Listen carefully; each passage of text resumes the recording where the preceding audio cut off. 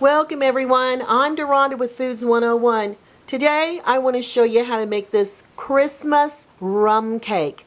I've been making this cake for years. People absolutely love it and it's simple and easy to make. To get the cake started, you're just going to need a classic yellow box of cake mix. And you can find this in the baking section of your supermarket. You're going to need a 3.3 ounce instant vanilla pudding. It's just an instant pudding we're going to add to our cake mix. You're going to need 4 eggs, a cup of chopped pecans, a half a cup of water, a half a cup of oil, and a half a cup of rum. Now that's what we're using in our cake. Now for the glaze for the cake, we're going to need another half cup of rum, and the dark rum works best, and 1 cup of sugar, 1/4 of a cup of butter, and 1/4 cup of water. Alright, let me show you how we're going to get this cake together. First, you're going to grease and flour a 12 cup Bundt pan or a 10-inch tube pan. And to the bottom, we're going to add the chopped pecans. Now, if you'd like to use walnuts, you can do that too. Make sure they're equally distributed in the bottom of the Bundt pan. Now, set this off to the side. In a medium mixing bowl, we're going to add the cake mixture and the pudding along with the 4 eggs. You can just add it in all at once. That's what makes this so great to make. The water, the oil, and a half a cup of rum. Now be sure to save your other half for your glaze. Alrighty. Now, with an electric mixer, you're going to get in here and mix this for the next 3 minutes on medium speed. My rum cake batter is ready for its baking pan. So let's bring back the baking pan, and you're gently going to pour the batter, and oh my gosh, that batter smells so delicious, evenly in the bottom of your Bundt pan. Okay, making sure you try not to get it on the edges, so it'll come out of your pan nice and smoothly.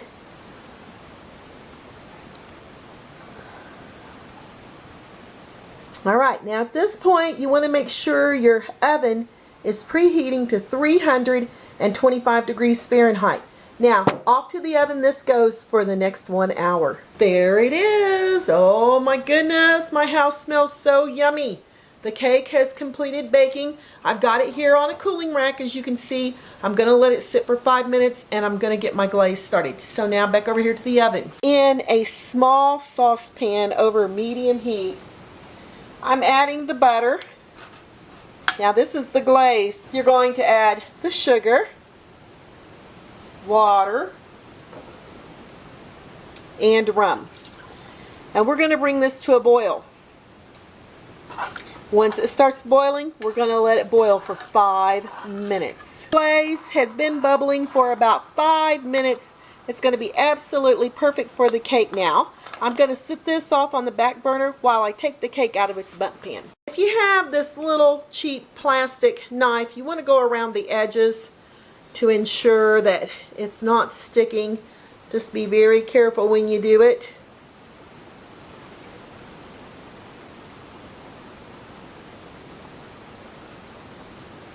Okay, the reason I use these little plastic knives is because they're not going to scratch your pans. Now I'm going to give this a little shake. Alright, it feels like it's loose. And now we're going to directly add this onto the serving platter. So I've got my serving platter right here. I'm going to flip it upside down. You want to make sure that you've got your mitts on because it can be awfully warm. Alright, and here I've got a hold of the bottom, and then we're just going to... There it is. Woo! What a beauty! Now if you got little crumbs along the edge of your plate, go ahead and scrape them off. Now with a skewer, I have a wooden skewer, I'm going to start poking holes in the top of the cake here. Now make sure where the nuts are that you kind of work your way around the nuts so you won't cave the nuts down into, you know, your cake here. Alright, now continue this. Put as many holes in it as you wish. and then we're going to drizzle over the glaze. And let me tell you, this cake will keep up to a month in the refrigerator if it's airtight, if it's stored airtight. I've probably made 100 holes here in the top of the cake. Definitely what you want, because you want that glaze to seep down into this scrumptious cake. Oh my lads and mercies. This is going to be absolutely fantastic. For the glaze, as you can see, you're going to slowly just spoon it on the top until it absorbs down into the cake. You see how it's just running down into those holes that you've made with your skewer. And just slowly add a little bit at a time. And if any runs over the edge, no big deal. It'll just soak up from the bottom. I've just got a couple of spoonfuls of glaze here, and as you can see, the cake still is just absorbing it like a sponge.